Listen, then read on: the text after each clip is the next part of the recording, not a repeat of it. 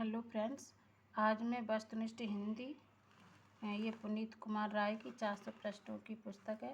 इसका मैं रिवीजन करने जा रही हूँ और आप हमारे साथ रिवीजन कर सकते हैं अगर आपको पसंद आए तो। ये इसकी विषय सूची दी है। ये भारतीय काव्य शास्त्र से शुरू होती है, आप देख लेना पूरा। भारतीय काव्य शास्त्र तो काव्य का स्वरूप, काव्य लक्षण। सर्वप्रथम इसमें काव्य लक्षण दिए हुए हैं।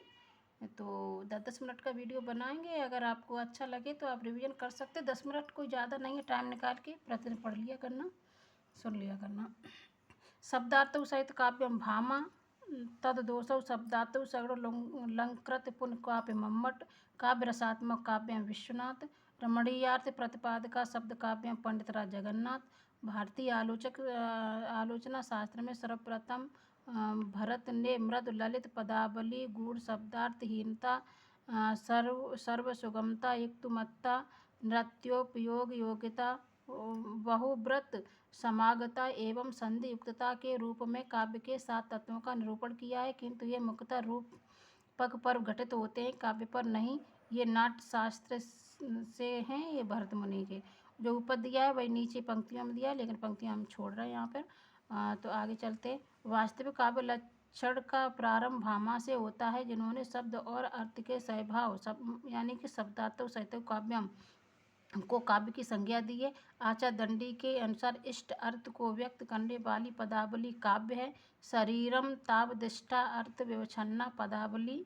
और ये दंडी का कथन है, ये दंडी की पंक्तियाँ हैं। आचार्य पाणिनि ने रीति को काव्य की आत्मा माना है। रीतात्मा काव्य से रीति से उनका अभिप्राय है। विशिष्ट पद रचना, विशिष्ट पद रचना रीति विशिष्ट का अर्थ है गुणयुक्त या विशेषो गुणात्मा। इस प्रकार रीति का अर्थ गुणयुक्त पद रचना हुआ। देखिए रिवीजन क्लास है तो रिवीजन की तरह ही पढ़ेंगे, टाइम वेस्ट नहीं करेंगे।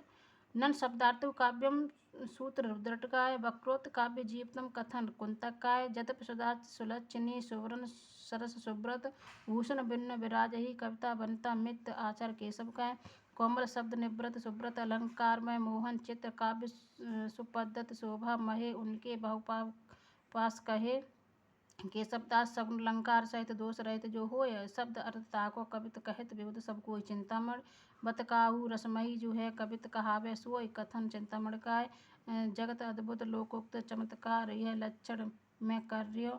ये कुलपति मिश्र का है। जगत अद्भुत सुखदा सदन बना शब्द अर्थ कवित वह लक्षण में कार्य समुझ ग्रंथ बहुचित कुलपत में रस रस से शब्द जीवताएं अर्थ मन रसमत सजत शरीर चलत भय जुग छंद गत अलंकार गंभीर देव काव्य रसान से व्यंग जीव कह कवित्व को हृदय सुधुन पहचान शब्द अर्थ कह दे पोने भूषण भूषण जान प्रताप शाही काव्य विलास से शब्द अर्थ संगम सहित भय चमत्कृत भाई जगह अद्भुत में अद्भुत है सुखदा काव्य बनाए ग्वाल कवि रसकानंद से अंतःकरण की वृत्तियों के चित्त का नाम कविता है। आचार्य महावीर प्रसाद द्विवेदी अभिव्यक्ति की जगत है अतः कविता अभिव्यक्ति की अभिव्यक्ति हुई। यह कथन आचार्य रामचंद्र शुक्ल का है। सत्वोद्रेक या हृदय की मुक्तावस्था के लिए किया हुआ शब्द विधान काव्य है। आचार्य रामचंद्र शुक्ल जिस प्रकार आत्मा की मुक्तावस्था ज्ञान दशा कहलाती है, उसी प्रकार हृदय की मुक्तावस्था रस दशा कहलाती है। हृदय की इसी मुक्ति की भावना के लिए मनुष्य की वाणी जो शब्द विधा करती है उसे कविता कहते हैं। आचार्य रामचंद्र शुक्ल का कथन है जगत का नाना वस्तुओं व्यापारों का एक रूप में रखना कि वे हमारे भाव चक्र के भीतर आ जाए, यही काव्य का लक्षण है। आचार्य रामचंद्र शुक्ल काव्य संसार के प्रति कवि की भाव प्रधान किंतु क्षुद्र व्यक्तिक संबंधों से युक्त मानसिक प्रतिक्रियाओं की कल्पना के ढांचे में ढली हुई श्रेय की प्रेम रूपा प्रभावोत्पादक अभिव्यक्ति है। बाबू गुलाब राय काव्य जीवन प्रकृति का अंतर्दर्शन है, उसकी अनुभूति है। यह अनुभूति कोई भावुकता जन स्फूर्ति नहीं, न कोई आध्यात्मिक कल्पना है, बल्कि अखंड मानवीय जीवन के व्यक्तित्व की अनुभूति है। डॉक्टर लक्ष्मी नारायण सुधांशु काव्य तो प्रकृति मानव अनुभूतियों का नैसर्गिक कल्पना के सहारे ऐसा सौंदर्यमय चित्रण है जो मनुष्य मात्र में स्वभावतः भावोच्छ्वास और सौंदर्य संवेदना उत्पन्न करता है। आचार्य नंदुलारी वाजपेयी साहित्य से हमारा आशय उन विशिष्ट और प्रतिनिधि रचनाओं से है जो किसी युग के भावात्मक जीवन का प्रतिमान होती हैं, जो समाज और सामाजिक जीवन को भली या बुरी दशा से ले जाने की प्रबल सामर्थ्य रखती हैं। आचार्य नंदुलारी वाजपेयी साहित्य मनुष्य के अंदर का उच्छलित आनंद है जो उसके अंदर से हटाए नहीं हट सकता था। साहित्य का मूल यही आनंद था। अतिरेक है उच्छलित आनंद के अतिरेक से उद्भुत सृष्टि ही सच्चा साहित्य। हजारी प्रसाद द्विवेदी। मैं साहित्य को मनुष्य की दृष्टि से देखने का पक्षपाती हूँ। जो वाग्जाल मनुष्य को दुर्गत हीनता और पदमुखपेक्षता से बचा न सके, जो उसकी आत्मा को तेजोदीप्त न बना सके, जो उसके हृदय को पर दुख कातर और संवेदनशीलता न बना सके, उसे साहित्य कहने में मुझे संकोच होता है। हजारी प्रसाद द्विवेदी। आत्मा व्यक्ति ही वह मूल तत्व है जिसके कारण कोई व्यक्ति साहित्यकार और उसकी कृत साहित्यिक बन जाती है। डॉक्टर नगेंद्र। साहित्य जनता की वाणी है, उसके जाति चरित्र का दर्पण है, प्रगति पथ में बढ़ने के लिए उसका मनोबल है, उसकी सौंदर्य की चाह पूरी करने वाला साधन है। डॉक्टर रामविलास शर्मा। कविता सबसे पहले शब्द है और अंत में यही बात रह जाती है कि कविता शब्द है। ये अज्ञे का कथन है। काव्य आत्मा की संकल्पनात्मक अनुभूति है जिसका संबंध विश्लेषण विकल्प या विज्ञान से नहीं है। वह एक श्रेयमयी प्रेम रचनात्मक धारा है। यह कथन जयशंकर प्रसाद का है। साहित्य अपने व्यापक अर्थ में मानव जीवन की गंभीर व्याख्या है। सुमित्रानंदन पंत। कविता हमारे भरपूर क्षणों की वाणी है। सुमित्रानंदन पंत। कविता सबसे बड़ा परिग्रह है क्योंकि वह विश्व मात्र के प्रति स्नेह के स्वीकृत है। वह जीवन के अनेक कष्टों का उपेक्षा योग बना देती है क्योंकि उसका सृजन स्वयं महती वेदना है। वह शुष्क सत्य को आनंद से स्पंदन कर देती है क्योंकि अनुभूति स्वयं मधुर है। महादेवी वर्मा। मुंह में बचे हुए चावल के स्वाद को कुछ अदृश्य कंकड़ियों के हस्तक्षेप से बचाने का नाम कविता है।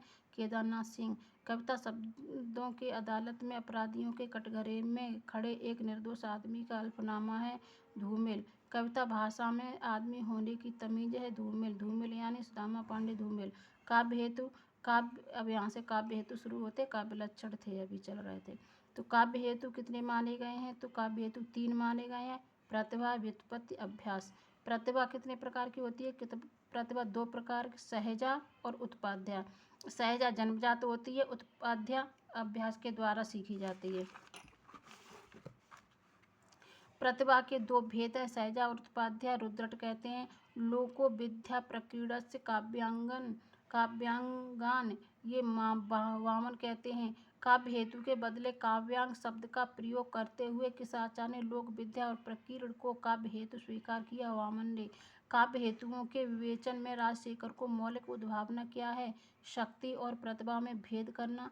शक्ति व्यापक है जबकि प्रतिभा परिमित। स्मृति, मति और प्रज्ञा बुद्धि के ये 3 प्रकार किसने माने? राजशेखर ने। सहजा, आहार और औपदेश को प्रतिभा के आधार पर कवियों की क्रमशः 3 कोटि सारस्वत, आभासिक और औपदेशिक का निर्माण किसने किया? राजशेखर ने। काव्य हेतुओं के संदर्भ में यह कथन किस आचार्य का है? शक्तिर निपुणता लोक शास्त्र काव्यपाद वेक्षणात् काव्यज्ञ शिक्षा अभ्यास इत हेतुस्तु द्रुत भवेत्। आचार्य मम्मट का। प्रतिभा को काव्य निर्माण का एकमात्र हेतु मानने के कारण किस आचार्य को प्रतिभाशाली कहा गया? पंडित राज जगन्नाथ को। प्रतिभा को नवोन्वेषशालिनी प्रज्ञा किस आचार्य ने कहा? भट्टतौत ने। प्रतिभा को अपूर्व वस्तु प्रज्ञा प्रतिभा को अपूर्व वस्तु निर्माण क्षमा प्रज्ञा किस आचार्य ने कहा? अभिनव गुप्त ने।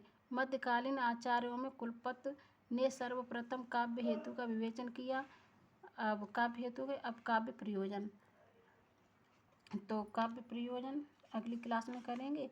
इसको यही स्टॉप करते हैं क्योंकि 9-10 मिनट का वीडियो हो गया।